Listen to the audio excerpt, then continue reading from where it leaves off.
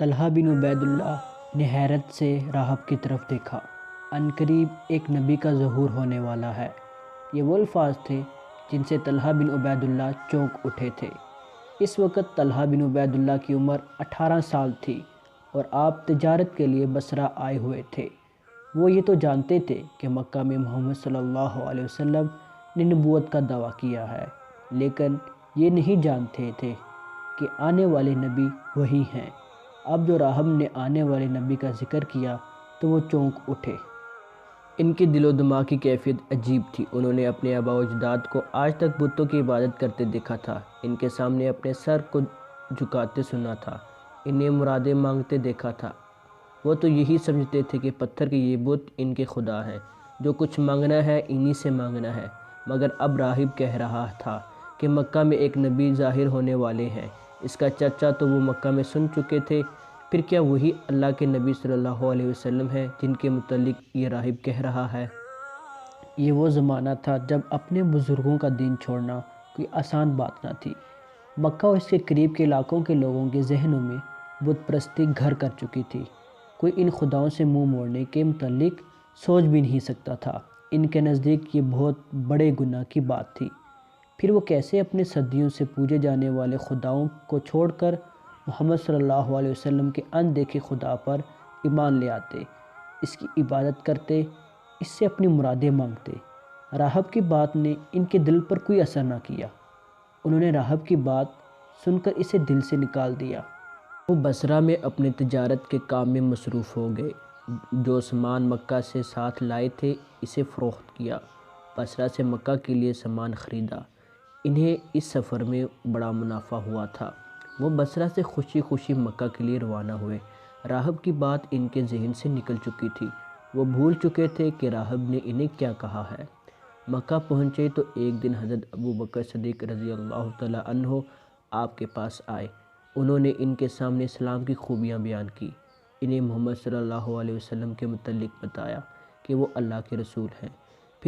پھر حضرت ابوبکر صدیق رضی اللہ تعالیٰ عنہ نے انہیں اسلام قبول کرنے کے لیے کہا۔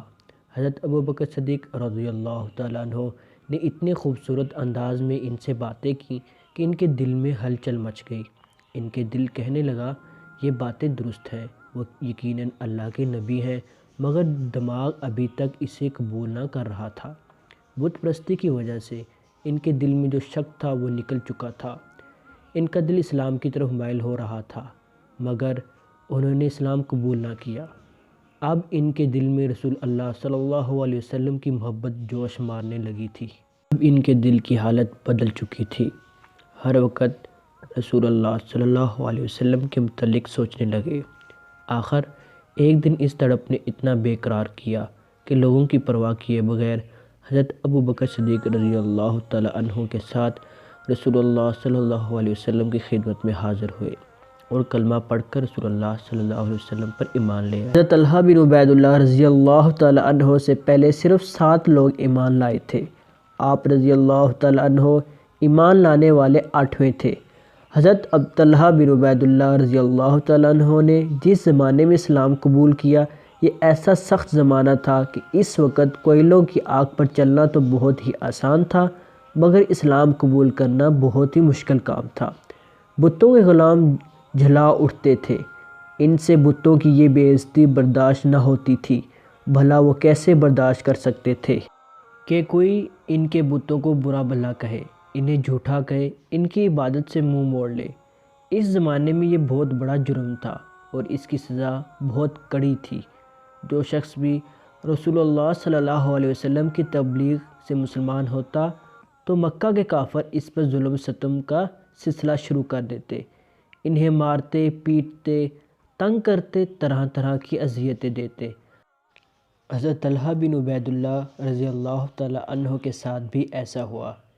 ان کے اسلام لانے کا جب کافروں کو پتہ چلا تو ایک طوفان کھڑا ہو گیا۔ سب سے پہلے تو آپ کا بھائی عثمان بن عبید اللہ طیش میں آ گیا۔ وہ کیسے برداشت کر سکتا تھا کہ اس کا بھائی مسلمان ہو جائے؟ ان خداؤں کی جن کی وہ برسوں سے عبادت کرتے چلے آ رہے تھے، انہیں چھوڑ کر کسی اور خدا پر ایمان لے آئے۔ عثمان بن عبید اللہ بڑا ظالم انسان تھا۔ جب اسے بھائی کے مسلمان ہونے کا پتہ چلا تو اس نے خون کے رشتے کو بھلا دیا اور دشمنی پر اتر آیا۔ اس نے حضرت طلحہ بن عبید اللہ رضی اللہ تعالیٰ عنہ کو اذیتیں دینا شروع کر دیں۔ ایک روز تو اس ظالم نے حد ہی کر دی۔ اس نے حضرت ابو بکر صدیق رضی اللہ تعالیٰ عنہ اور حضرت طلحہ بن عبید اللہ رضی اللہ تعالیٰ عنہ کو ایک ہی رسی سے باندھ دیا۔ پھر اس نے ان دونوں کو پیٹنا شروع کر دیا اور کہنے لگا، تم دونوں اپنے پرانے مذہب پر واپس آتے ہو یا نہیں؟ اگر تم نے میری بات نہ مانی تو تم دونوں کو جان سے مار دوں گا۔ اگر رسول اللہ صلی اللہ علیہ وسلم کی محبت تو وہ محبت تھی جو کبھی دل سے نہیں نکل سکتی تھی۔ وہ ظالم انہیں جتنا مارتا تھا، ان کے دلوں میں اسلام اور رسول اللہ صلی اللہ علیہ وسلم کی محبت بڑھتی جا رہی تھی۔ آخر مار مار کر جب وہ تھک گیا تو ان دونوں کو رسی سے آزاد کر دیا، یوں اپنی ہار مان لی۔